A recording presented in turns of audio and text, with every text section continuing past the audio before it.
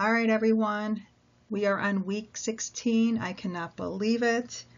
We are ending with sexually transmitted diseases. Once you review this content, you can get ready for the final, and then you will be moving on, hopefully, to third semester. So, sexually transmitted diseases. The definition is an infectious disease associated with intimate sexual contact. They are also known as STIs, or sexually transmitted infections. We are going to be going over different types of STDs or STIs. We will not be doing HIV. HIV you will be learning in third semester. Okay, so the significance of STDs was done by the CDC. The last one is the STD surveillance of 2015.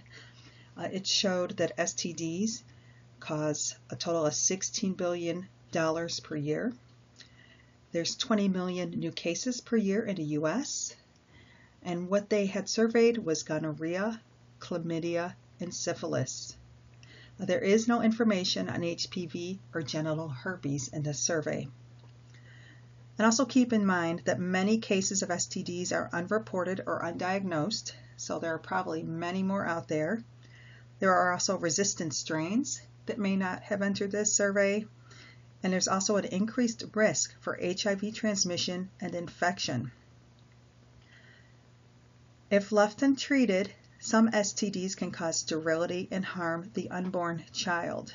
So for example, if you have a female that's pregnant with untreated syphilis, 40% chance of having birth defects or a stillbirth. So that's pretty high. Herpes and HIV are incurable lifelong infections, so you will be treating the symptoms, but you can never get rid of the virus. Some women will have severe health problems with some of these STDs, including cervical cancer, pelvic inflammatory disease, and ectopic pregnancies. They also may be infertile. There is about 24,000 women per year that are untreated, according to this data, that may have infertility. So why do we have so many STDs at this time? Some of the contributing factors include a longer sexual lifespan. There's an early reproductive maturity and increased longevity. So people are living longer. Many have got healthy lives, and so they are having sex longer. And if they are not protecting themselves, they are still at a risk for STDs or STIs. There's greater sexual freedom and leisure time. There's actually an increase in the incidence of elderly with erectile dysfunction drugs. And many times they are not using condoms, but they still need to protect themselves from STDs.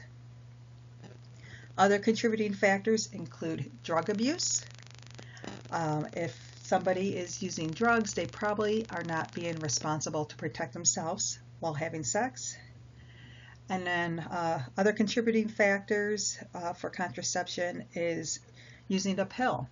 So just because they're on a birth control method to where they probably will not get pregnant, that does not protect them from STDs or STIs. So with the incidence, half of all sexually active people will get an STD by the age of 25.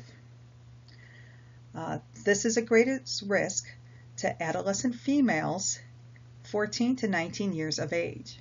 In fact, teens are the greatest rise in STDs, which is really scary out there, because for you that have children or you plan on having children, the last thing you want to worry about is your child contracting an STD. And then men having sex with men are at a risk for syphilis and HIV.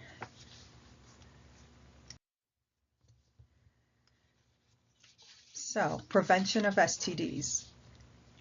Moving on, there are lifestyles that contribute to a high risk of getting one of these STDs or STIs. One is if you have multiple partners, you're going to be at a greater risk for this. If you're not using any prevention, so you're not protecting yourself, you're not using condoms, you are not having safe sex. Needle sharing, that can also get you an increased risk. And then alcohol and drugs.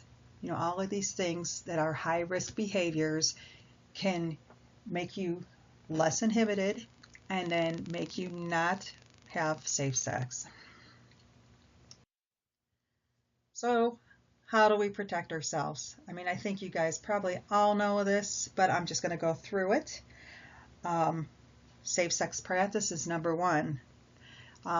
Abstinence. If you're not having sex with somebody, then you're not going to contract a sexually transmitted disease,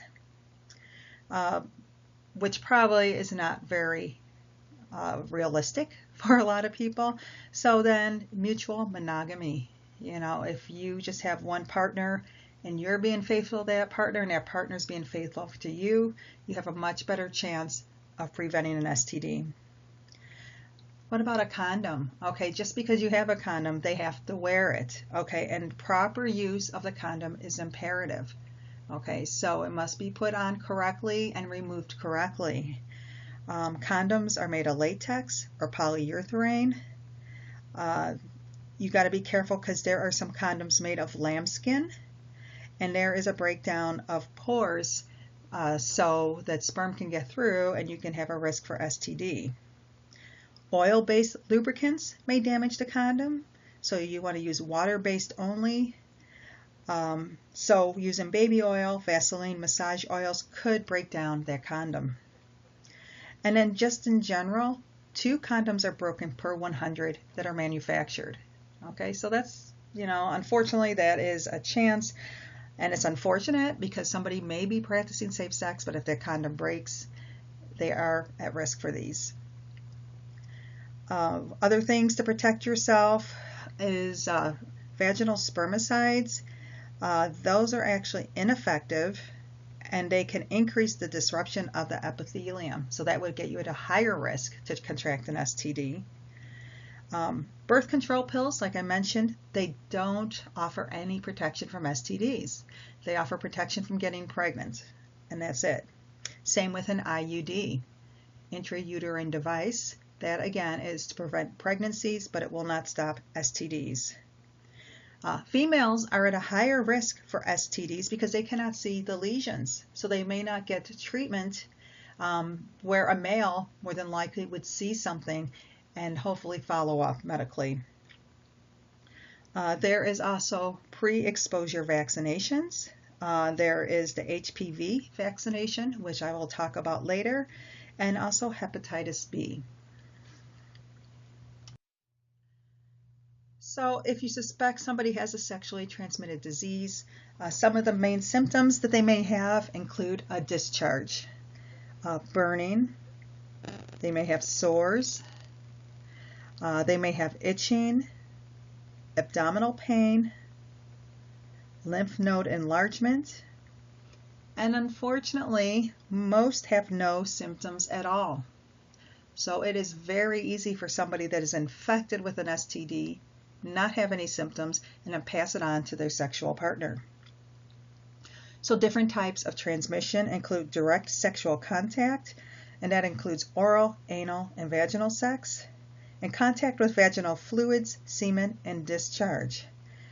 Remember, teens are the highest group on rise with STDs, and many of them think that they are protected if they're having oral or anal sex. So again, it's very important to educate and let them know that, okay, they are still at a high risk to get an STD. Sexual fluids can be passed along, and some of the things that can be passed along is HIV, chlamydia, and gonorrhea. In the blood, it could be HIV or hepatitis B. Skin to skin and in the genital areas include herpes, syphilis, and HPV. And this is all a risk to unborn babies. And again, many times they are not aware that they do have an STD or an STI. So labs, somebody comes in and they tell you they suspect they have an STD, or they're explaining the symptoms that they have. And the specimens are related to the STD. If there is a lesion, they may do a lesion scraping to where they will take like a Q-tip swab type thing and they'll scrape it and they'll send it off to be cultured. They will do a UA, check a CBC, and all females in the reproductive years we do a pregnancy test on. So for treatment, if you suspect you have an STD, you want to seek treatment immediately for yourself, and then you have to encourage them to get treatment for their partner if they do have an STD or STI. Up here is the STD National Hotline. You can always refer them to them as far as if they need to speak to somebody regarding this. There's mobile apps now on STDs, and it covers 21 different types of STDs. And if they get treatment for their STD or STI, as always, you must complete the prescribed treatment because there is a risk of infection continuing or resistance to antibiotics if they do not complete the entire dose. And then you always want to make sure they have a follow-up appointment to assure complete cure. Moving on with sexually transmitted diseases with the treatment. This is something that you must stress on, and somebody may choose to do it or not do it, but really abstinence is necessary until completely cured because they could be infectious and pass along whatever STD or STI they have. So remember, abstinence until completely cured. Get the vaccines if there's a vaccine available. Screening recommendations in 2016. So women under 25 should annually get checked for chlamydia and gonorrhea. And then men having sex with men annually should get screened for chlamydia, gonorrhea, and syphilis.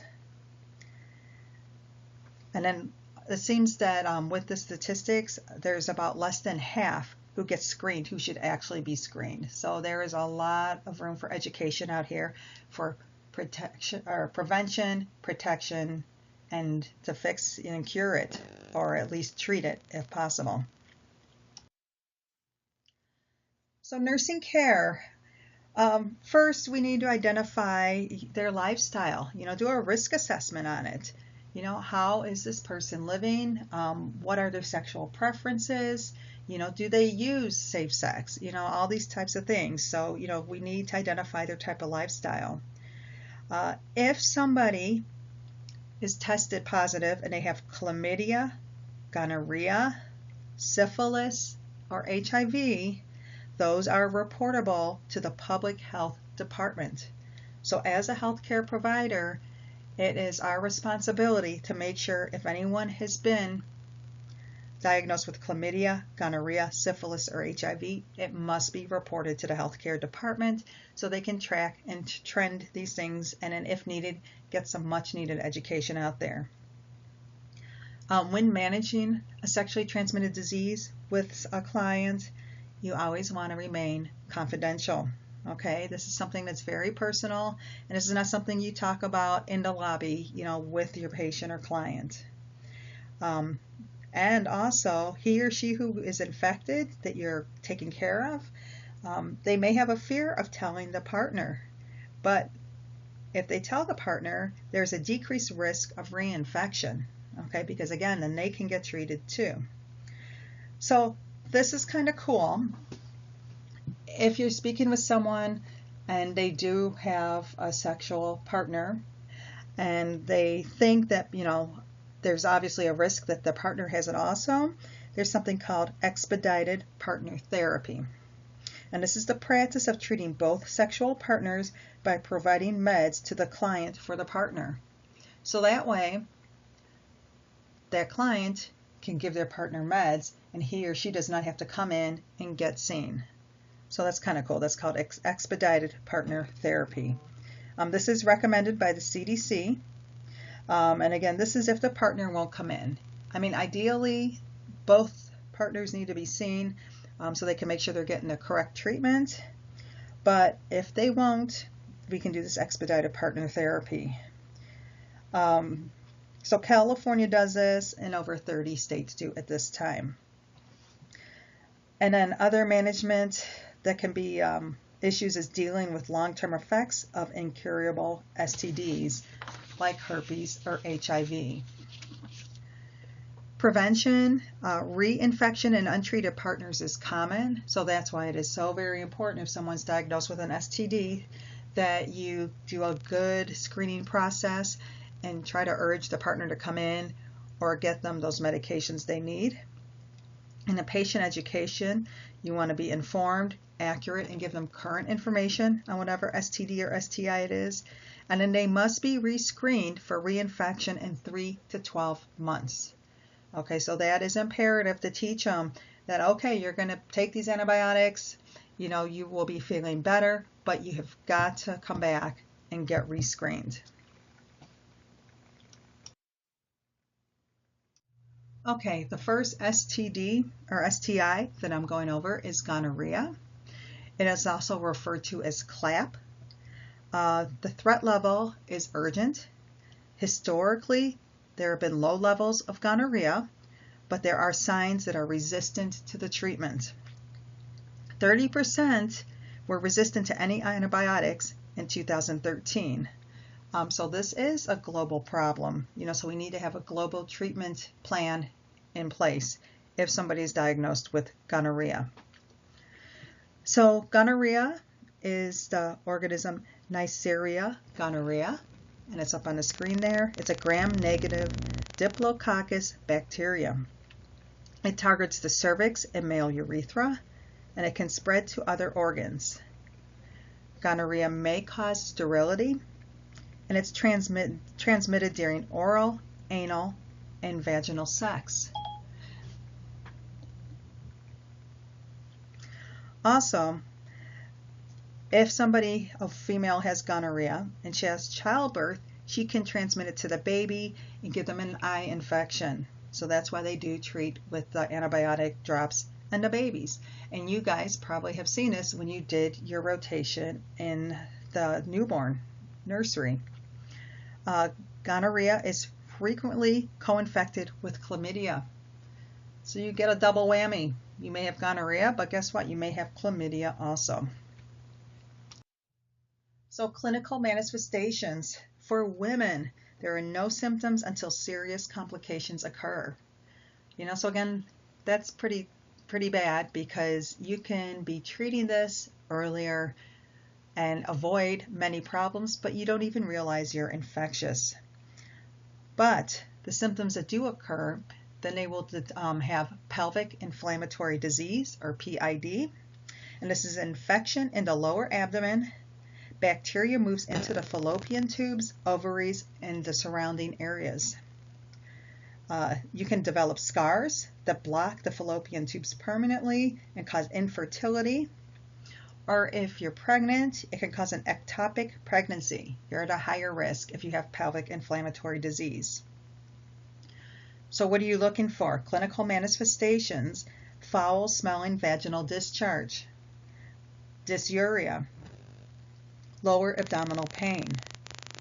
The symptoms are a wide variation, making the diagnosis imprecise because it could sound like there's many other things going on. You do want to treat if there's cervical, tubal, or uterine tenderness, and an ultrasound may show enlarged fallopian tubes or an abscess. For treatment, you may need to treat with IV antibiotics, and many times they'll do a combination IV and IM antibiotics. The treatment should improve in 72 hours, or they need to be reevaluated.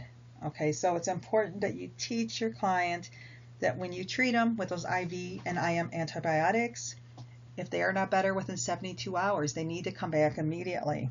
You want to check for temperature, chills, or no improvement after the antibiotics.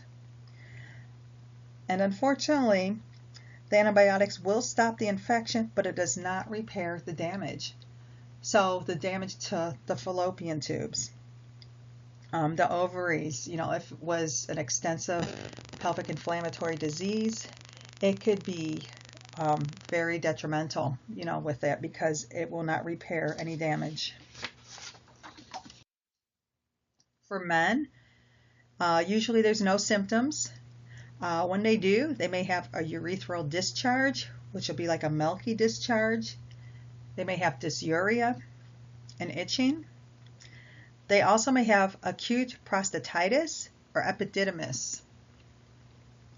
And that's going to have symptoms of dysuria, sexual dysfunction, or swollen testes.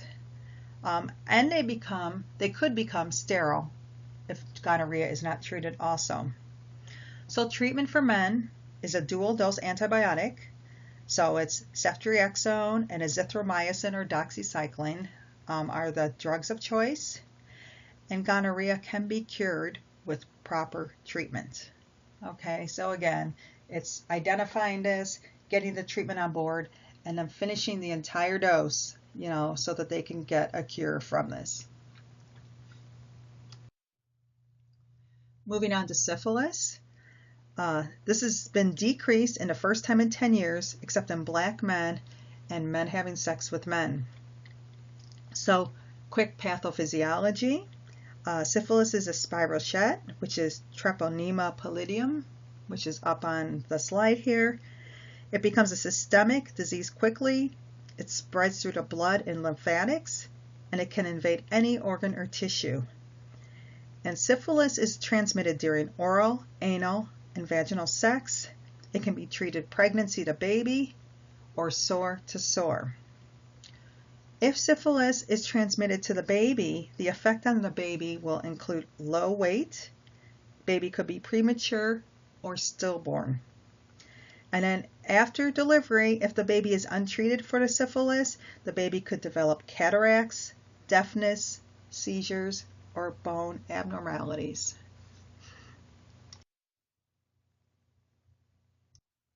Okay, so clinical manifestations.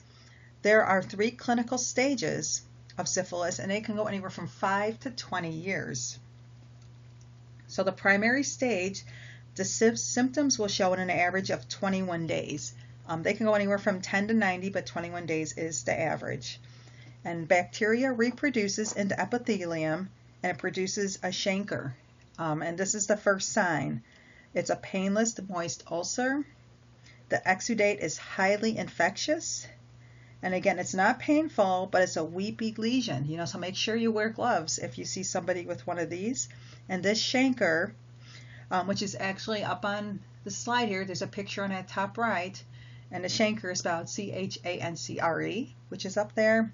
But it will appear on the lips, mouth, vagina, penis, scrotum, or anus. And the duration of your primary stage will last an average of 3 weeks, and usually it's anywhere from 3 to 6 weeks. The secondary stage of syphilis is when it is spread to all organs. They will develop a skin rash. The palms and soles will have the rash like you see in that bottom picture there, but it's not itchy. Make sure you wear gloves and protect yourself, because this is infectious.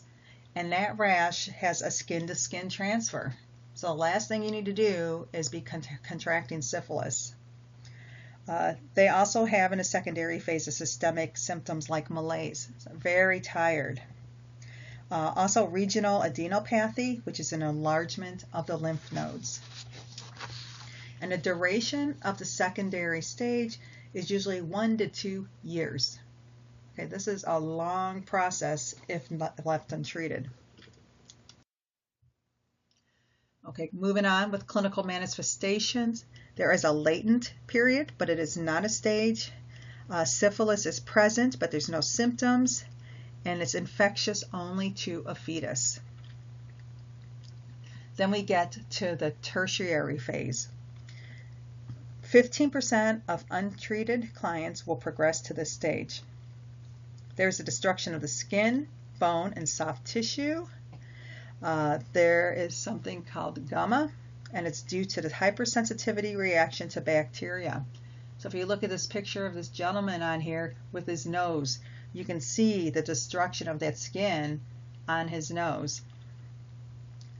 There's cardiac and neurological symptoms like gait problems, paralysis, and dementia, and it can even cause death. So treatment, let's get this early, guys, right? We don't want to wait to these stages after a couple of years. It's a single dose antibiotic. It is penicillin G, 2.4 million units IM for all stages. You must screen for penicillin allergies, right? Because we're given a large dose of penicillin G. You need to treat the patient and the partner. And follow-up is absolutely necessary. Remember, this is one of those reportable diseases also. They need to follow up in 90 days. And you can be cured from syphilis if it was caught and treated under 1 year. And again, it does not repair damage already done, but it will just stop it at that point. So when I'm saying, the penicillin G, 2.4 million units IM, I mean, that sounds like it should be an absolutely huge dose. And the units is, but it's in, I think it's like a 2 ml bottle, guys. So it's not a huge volume, but your dose is large as far as, the units. Okay, so there is something I want to mention called Jarisch-Herxheimer reaction, or JH. This occurs when large quantities of toxins are released into the body as spiral sheets die during antibiotic treatment. This can be an acute or gradual onset, but it usually occurs in the first 24 hours. It's usually self-limiting with a site lump or joint aches, but somebody could go into anaphylactic shock. Okay, so if they go into anaphylaxis, again, they need their epinephrine and symptomatic treatment. So this is a possible side effect to the treatment when they are getting the penicillin G. And again, that's the Jarisch-Herxheimer reaction. And this also is reportable. Okay. Okay, moving on to chlamydia. This is the most frequently reported STD to the CDC. It is prevalent in those less than 25 years old, and it's increasing for the last 20 years. 1 in 15 sexually active females will have it through the ages of 14 to 19. And remember, as I keep saying, that is the fastest growing age for sexually transmitted diseases. So, pathophysiology, the bacteria will act like a virus, which the bacteria is Chlamydia trachomatis. It reproduces within the host cell, destroying the cell and starting to cycle again. There's an inflammatory reaction with scarring of the tissue. If somebody is pregnant and the effects on the baby, it can spread to the baby during childbirth, and the baby can contract eye infections, pneumonia, or preterm delivery. Clinical manifestations. For chlamydia, this is also known as the silent infection. So for women, it invades the cervix. They will complain of pain, discharge, and dysuria. But 4 out of 5 will have no symptoms. So this is 80% of women that are infected with chlamydia will not complain of symptoms. Because of that, there are complications. If left untreated, it may cause permanent damage to the pelvis. They can develop pelvic inflammatory disease and infertility. Chlamydia is the leading cause of pelvic inflammatory disease. And again, this is the scarring of the fallopian tubes, and this is both by gonorrhea and chlamydia. Okay, so those fallopian tubes are really affected if left untreated by the gonorrhea or the chlamydia. So for men, chlamydia will invade the urethra. They will have dysuria, complain of white discharge and swollen testicles, and half have no symptoms. And there are complications that are rare in men.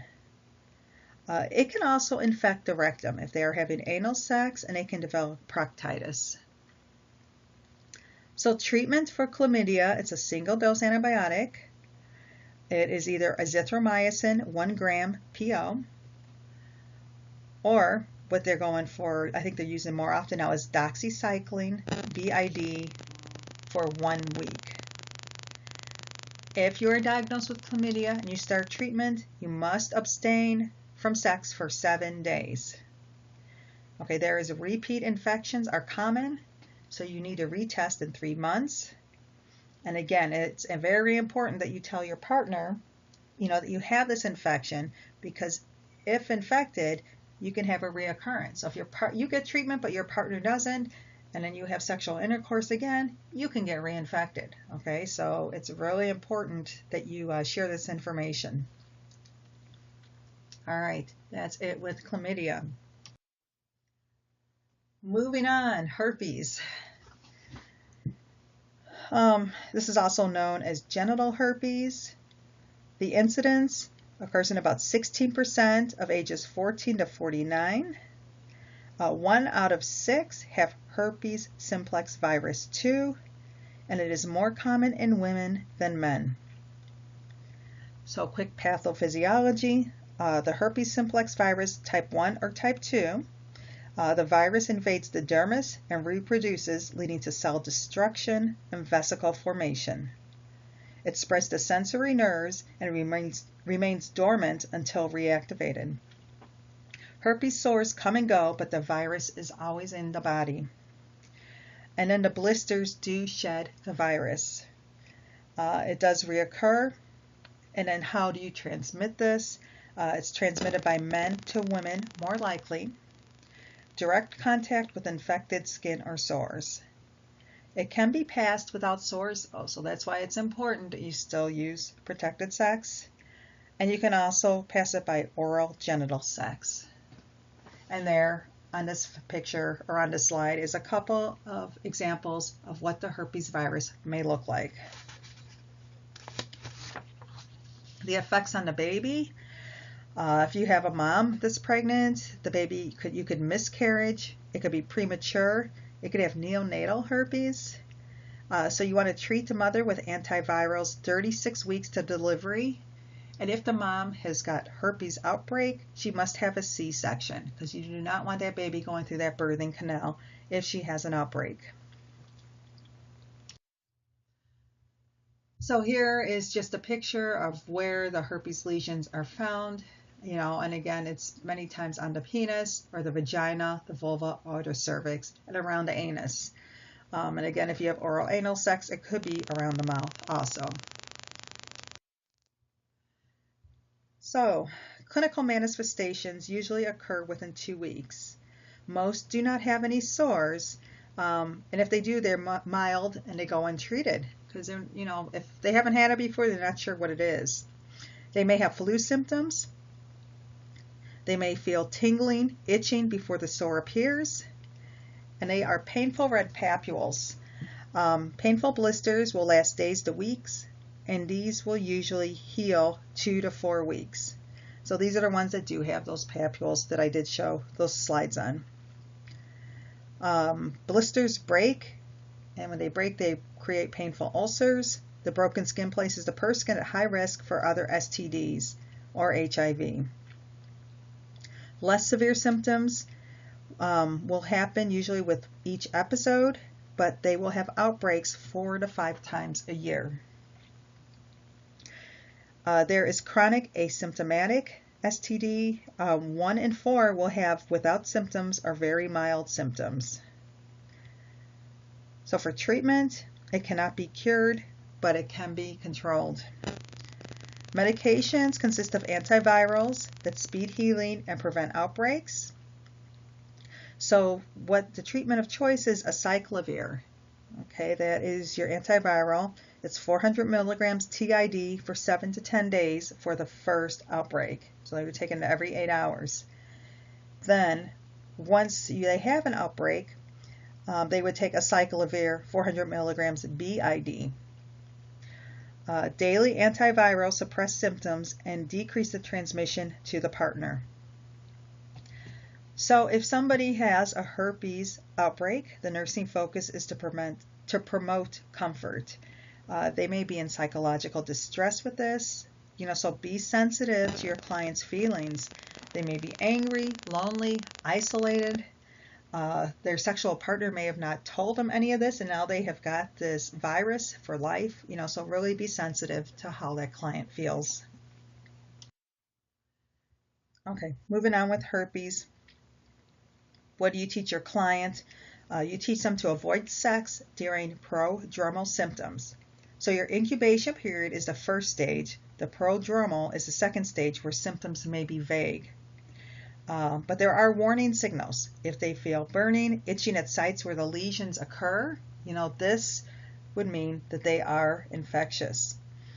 Outbreaks can be triggered by stress, fatigue, menstruation, lack of sleep, or genital friction.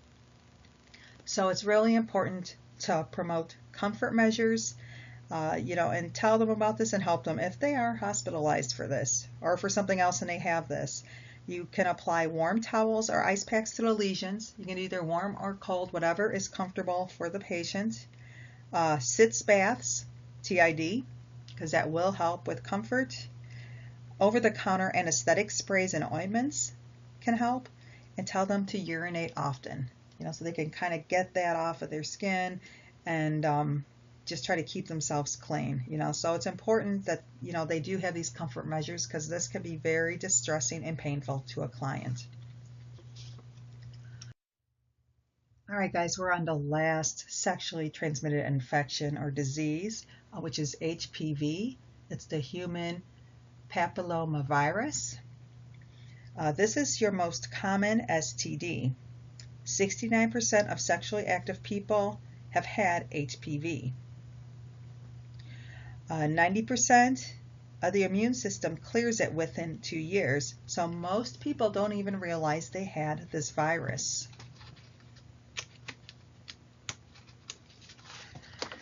So with pathophysiology, again, it's the human papillomavirus. There's many types. There's 109 different types of HPV, and subtypes there's over 40. So just know that when you're educating as far as getting vaccinated for this, for your younger population, the vaccine does not cover all types. And all of these different types, they don't all cause disease. And yes, you can get more than one type at a time. This virus changes normal cell growth, and it can infect the genitals, mouth, and throat. And it could possibly cause a weaker immune system. So effects on a baby, if mom's pregnant, there's a low risk in childbirth. The virus is cleared on its own, which is good. So baby should hopefully be healthy when born. So diagnostic tests, there's a blood test called COBAS, C-O-B-A-S, HPV, and then this blood test detects the high-risk types of HPV. So it doesn't identify all 109 types and the 40 subtypes, but it does detect the higher risk types. And this blood test is recommended with the pap smear every 5 years. So clinical manifestations, many do not have symptoms. About 80% of women over 50 have it with or without symptoms. It may cause genital warts, which will occur within months of getting HPV. They're painless cauliflower-like growths, and it's typically genital, rarely in the throat. Clinical manifestations, though, it can cause cervical cancer or anorectal cancer. It takes years to decades to develop, and the cervical cancer is caused by type 16 and 18. And there's only symptoms when the disease process has advanced. There is pap smears to screen for abnormal cells. And then another clinical manifestation may be oropharyngeal cancer. In men, it's 3 times more likely to get infected like this. So, treatment for genital warts, you're going to use a topical agent or surgery to remove them. There is a topical agent, it's called imiquimod, 5% cream. It's IMIGUIMOD. They may do a colposcopy where they actually remove the warts. And then for the vaccine is very important. It can range anywhere from 10 to 26 years old, but they do recommend that boys and girls get vaccinated when they are between 11 and 12 years old. The reason why they ask them to get vaccinated early is hopefully they will be catching them before they are sexually active and they will not have any of these viruses in their system. That is a 2-dose vaccine now. It used to be 3, and actually the CDC just changed it to 2. So you will get your first HPV vaccination, and then you would come back, I think it's 6 months to a year, to get your second dose. So the vaccine does control against Gardasil, which is the HPV 16 or 18. It protects against 70% of cervical cancers and lowers the risk of cervical cancers. So, because there's so many different types, this HPV vaccine covers 16, 18, and then 6 and 11. And again, it protects against 70% of cervical cancers, which is your type 11 HPV. And it also lowers the risk of cervical cancer. It also protects against 90% of genital warts, which is usually your type 16. So non-compliance, 40%, may not come back after their first dose. So it is very important so that they know that they need to have both doses. And again, this was just changed because it was 3 doses just last year. And then only 50% will complete the series. So it's a doctor recommendation, education key to compliance. So this is something that you must help with the doc to reinforce that they come back and get their second HPV virus or vaccine dose. All right, guys, that's it. It was a little bit shorter today. I think you deserve it. You guys have got a ton of work to do. We'll go through some of this stuff in class and then get ready for your final. So you guys have a great day, and I will see you soon.